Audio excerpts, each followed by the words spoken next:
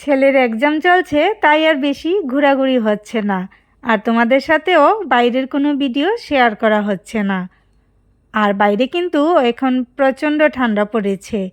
আমার আবার cold allergy, বাইরে বের হলেই ঠান্ডাতে একদম অবস্থা খারাপ হয়ে যায়। তো যাই হোক, আজকে কিন্তু তোমাদের সাথে আমি একটা খুব মজাদার রেসিপি শেয়ার করব, যেটা বড় থেকে ছোট সবাই খুব পছন্দ করে। এই যে দেখতে পেলে ম্যাগিগুলোকে ভালো করে সিদ্ধ করে নিয়েছি, আর এদিকে সব উপকরণ কেটে রেখেছি।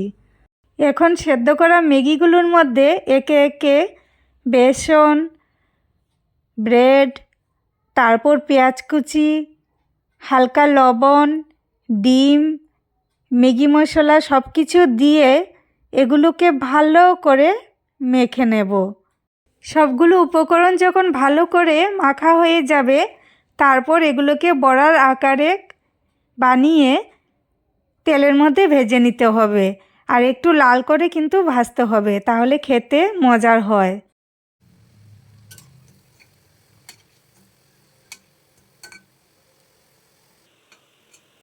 একই রকম ম্যাগি খেতে খেতে কিন্তু আমাদের এখন আর ভালো লাগে না, তাই ম্যাগি দিয়ে এইভাবে যদি পকোড়া বানানো যায়, আর সাথে একটু স্যালাড আর সস থাকে, তো জমেই ওঠে।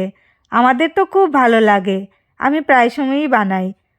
তো তোমাদের কেমন লাগলো অবশ্যই কিন্তু কমেন্ট করে জানাবে, আর ঘরে কিন্তু তোমরা অবশ্যই ট্রাই করে দেখবে। এমন একটা রেসিপি হলে সন্ধ্যার টিফিনটা কিন্তু একদম জমে যায়।